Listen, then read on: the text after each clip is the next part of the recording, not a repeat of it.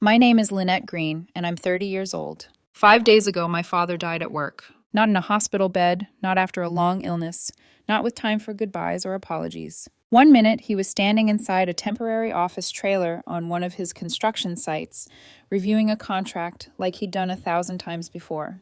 The next minute, he collapsed. A heart attack, they said. Sudden. Fast. The paramedic told me he probably didn't feel much pain, like that sentence was supposed to soften the blow.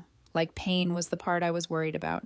It didn't help, because when your entire world is one person, you don't measure their loss in seconds. You measure it in the silence they leave behind. And the silence after my father died was unbearable. I handled everything myself. The funeral home, the flowers, the service, the cemetery plot. Every decision, every signature, every expense. Dad had money. He'd built his construction company from nothing, brick by brick, contract by contract, so paying for a proper funeral wasn't the issue. Standing alone while doing it was. The day of the service, the chapel filled faster than I expected. His business partners arrived first, men in tailored suits who'd worked alongside him for decades.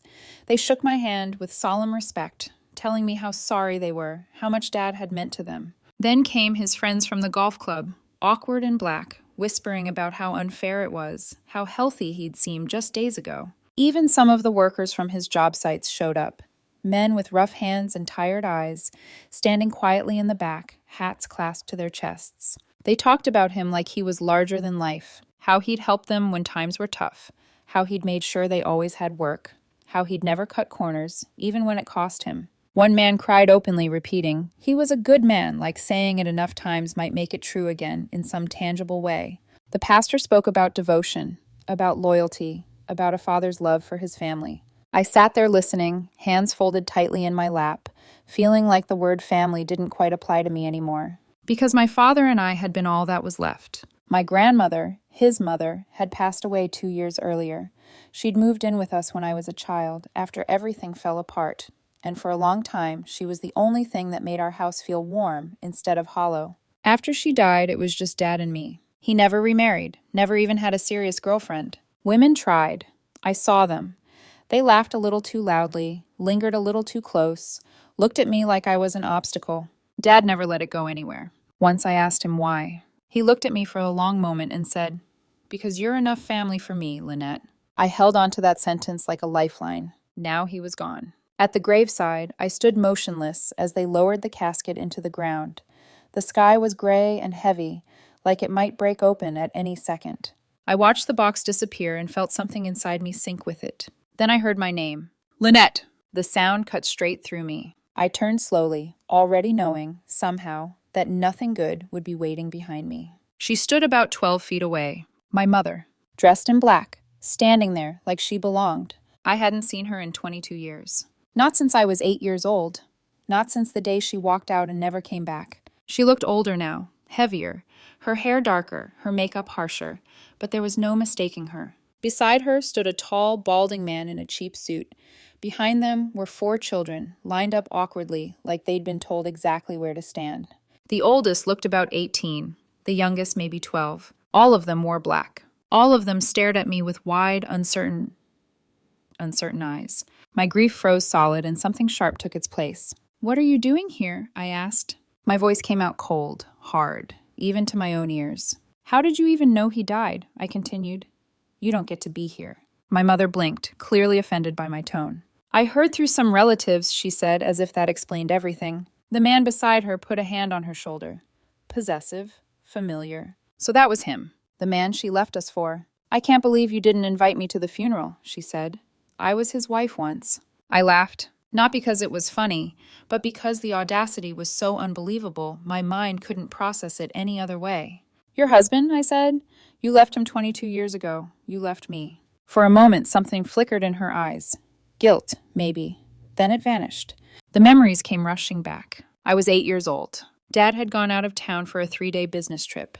The moment his car pulled out of the driveway, my mother started packing. Not slowly, not sadly, like she'd been waiting. I stood in her bedroom doorway, clutching my stuffed rabbit, watching her shove clothes into suitcases. "Where are you going?" I asked.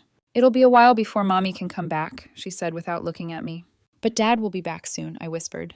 "You stay here," she replied. Daddy will be back. She left a note on the kitchen table, 2 packed suitcases by the door. Then she drove away. She didn't come back that day, or the next, or the next. I ate cereal because I didn't know how to make anything else. I slept on the couch with the lights on because the house creaked too much at night. When Dad finally came home, I was still wearing the same clothes. I ran to him crying, telling him Mom was gone. He read her note. His face went white. He crumpled it up and threw it away. She never showed up to court. The judge gave Dad full custody and terminated her parental rights. She ran off with a man from her workplace and erased us from her life. Now, standing beside my father's grave, she gestured toward the children behind her. Lynette, she said, these are your brothers and sisters. My chest tightened. She introduced the man as her husband. I looked at the kids again. They looked confused, uncomfortable, like they had no idea why they were here. I don't care, I said. I turned and walked away. Lynette, she called after me. I didn't look back. That night, alone in my apartment, I opened the drawer of my father's desk and found his will. It was simple, clear. Everything goes to my daughter, Lynette Green. And in that moment, I understood exactly why my mother had come back. Not for grief, not for forgiveness, but for money. And I knew this was only the beginning. Grief doesn't disappear just because paperwork piles up. If anything, it multiplies. In the days after the funeral, I tried to create something that resembled a routine, even though nothing about my life felt normal anymore. Every morning, I woke up disoriented, reaching for my phone out of habit, half expecting to see a missed call from Dad. Every morning, reality punched back just as hard. There was no one left to call. Instead, there were lawyers, accountants, bankers, and insurance representatives, voices that spoke in calm, efficient tones about assets, ownership, transfers, and valuations.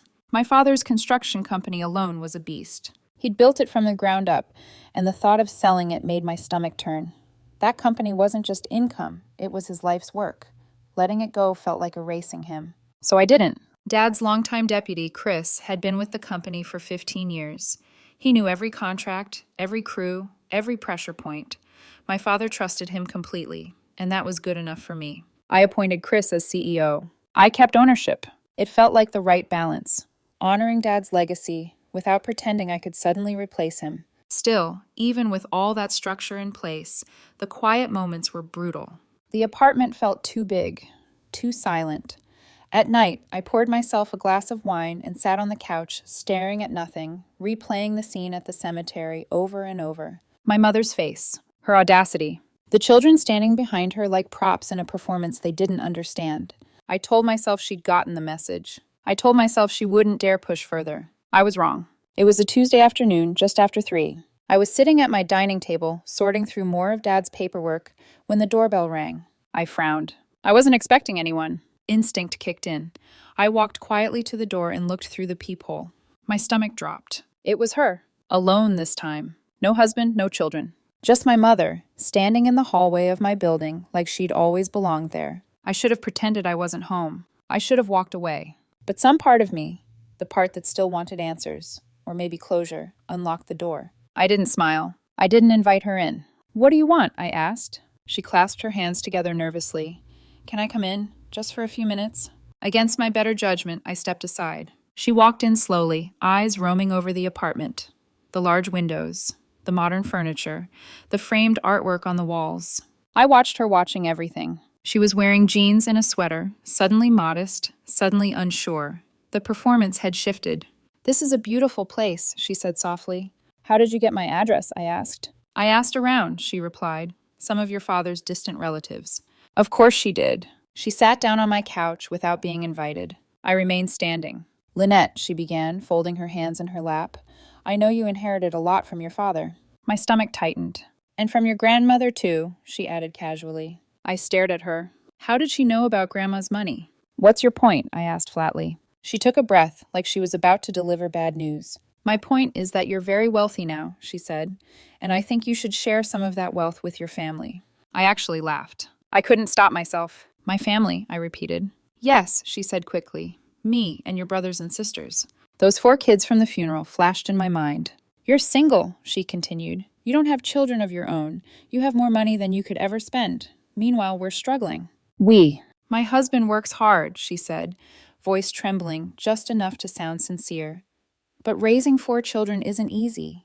They need help with school, college, braces, tutoring, basic living expenses. She leaned forward, eyes pleading. Lynette, they're your siblings. Helping them would be pocket change to you. I sat down across from her, my laughter gone. Let me get this straight, I said slowly. You abandoned me when I was 8 years old. You left me alone in an empty house for 3 days. You never called, never wrote, never sent a birthday card. You didn't ask how I was doing for 22 years. She shifted uncomfortably. And now, I continued, you want me to give you money. For about 3 seconds, she looked ashamed. Then her spine straightened. I never loved your father, she said defensively. I couldn't live with him anymore, but I knew he would take care of you. You were always his little princess. You left because you wanted to run away with your boyfriend, I shot back. And you didn't want to be bothered with a kid. Her face flushed red. That's not fair, she snapped. I never loved him. And now that he's dead, I said quietly, and you found out I inherited his money, you suddenly remember you have a daughter. She opened her mouth, then closed it. You want half of everything, I continued. Not a relationship, not forgiveness, money. That's not true, she said quickly. Then why didn't you fight for custody, I asked. Why didn't you even show up to court? She didn't answer. It's not about the money, she insisted, but her voice wavered. The hell it isn't, I said. You didn't love Dad, but you sure love his money now. She changed tactics. Those children are innocent, she said. They didn't do anything wrong. No, I agreed. They didn't. Ethan wants to go to college, she pressed. Olivia needs braces. Ben has learning difficulties and needs special tutoring. They're not my responsibility, I said. They're your brothers and sisters. No, I replied coldly. They're your children with the man you left us for. They have nothing to do with me. Her eyes hardened. How can you be so cold? Cold? I stood up. You left an 8-year-old alone for 3 days. You vanished for 22 years. And now you're standing in my living room demanding money. That is cold. She stood too, frustration spilling over. You have millions, she shouted, more than you need. I'm asking for help with my children's education and basic needs. Then ask their father, I said. Ask your husband. Don't ask the daughter you threw away. You're just like your father, she snapped. He turned you against me. Your actions did that, I replied. She looked desperate now. Please, she whispered. Just think about it. I walked to the door and opened it. This isn't over, she said, her voice sharp again. You're right, I replied. It isn't. After she left, I poured myself a glass of wine and sat on the couch, shaking. I felt bad for those kids, but not bad enough to let her rewrite history. 2 weeks later, I got a letter from a law firm I didn't recognize. My hands were shaking as I opened it. It was a lawsuit. My mother was suing me for half of my father's estate. The envelope sat on my kitchen counter for a long time before I touched it again. Cream-colored paper, expensive letterhead, a law firm I'd never heard of. My name typed neatly at the top. By the time I finished reading the first page, my hands were shaking so badly I had to sit down. My mother was suing me, half of my father's estate. I remember staring at the words, waiting for them to rearrange themselves into something less absurd. But they didn't.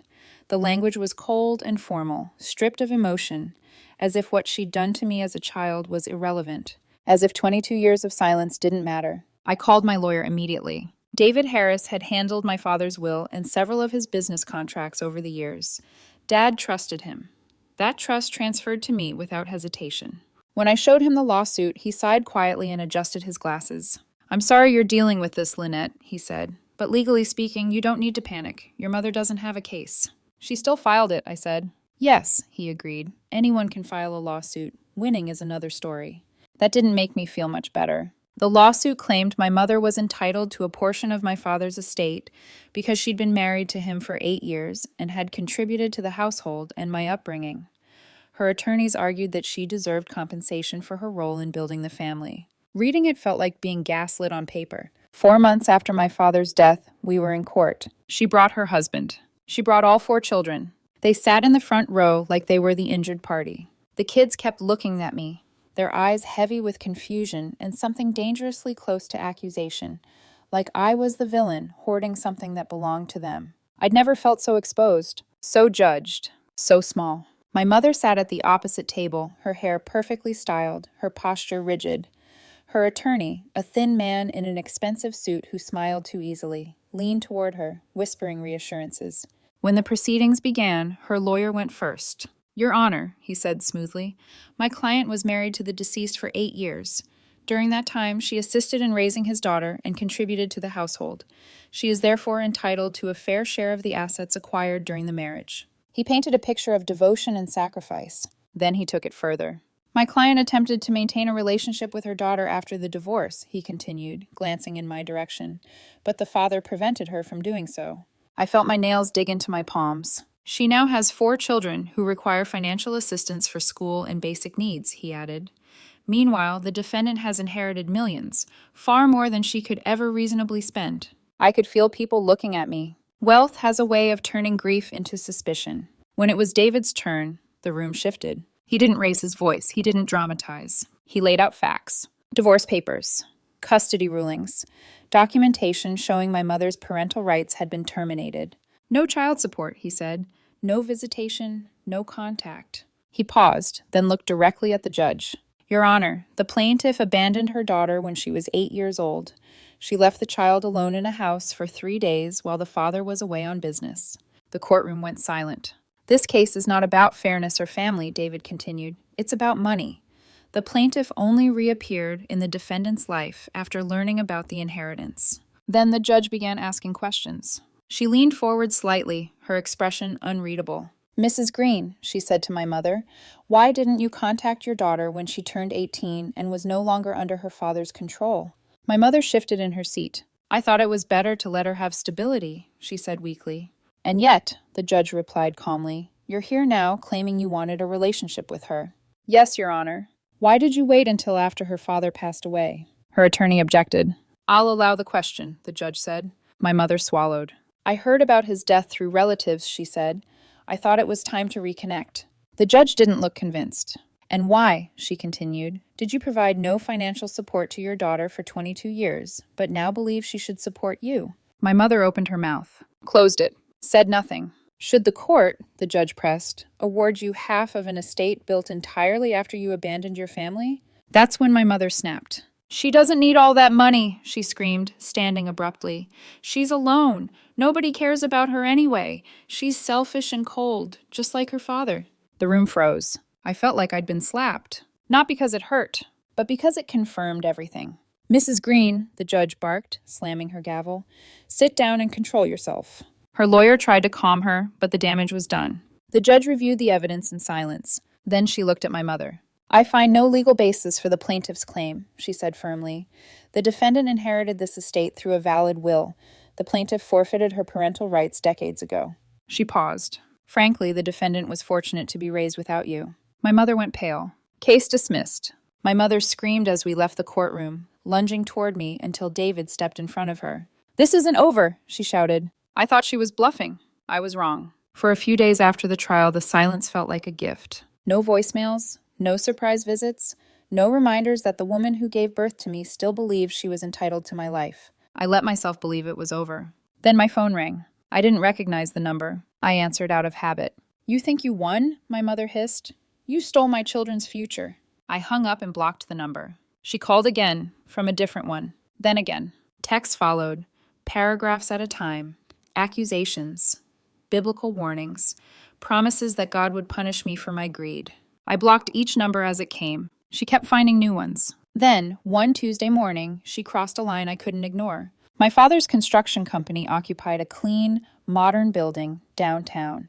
I was in my office reviewing contracts when raised voices echoed through the lobby. I want to see Lynette Green, my mother screamed. She's my daughter and she's abandoned her family. My stomach dropped. I stepped out just as security hesitated, unsure how to handle a woman flanked by 4 mortified children. These kids are hungry, my mother shouted, pointing at me. She has millions and won't even help them eat. Employees stared. Phones came out. The children looked like they wanted the floor to swallow them whole. You need to leave, I said, my voice steady despite the heat crawling up my neck. Security escorted her out, but the damage was done. I called David immediately. We need a restraining order, I said. I agree, he replied without hesitation. The second hearing was swift. David presented the call logs, the texts, witness statements from my staff. The judge, a woman in her 50s with tired eyes, listened patiently. Mrs. Green, she said to my mother, you lost your lawsuit. That should have been the end of it. She's my daughter, my mother yelled. I have a right to talk to her. You gave up that right 22 years ago, the judge replied coolly. The restraining order was granted. 600 yards. No calls, no messages, no third parties. Violation meant arrest. My mother glared at me with pure hatred as it was read aloud. That was 6 months ago. I haven't heard from her since. People ask if I feel guilty. I don't. I was 8 years old once. I didn't choose to be abandoned. I didn't choose any of this. Now I choose my future. The company is thriving. Chris is an incredible CEO. I invest carefully. I live comfortably, not extravagantly. And I'm dating someone now. His name is Jack. He's a teacher. He doesn't know about the money yet, and I like it that way. He likes me for who I am. I visit my father's grave once a month. I tell him about my life, about Jack, about the company. I think he'd be proud. As for my mother, she's just a stranger who shares my DNA. Nothing more.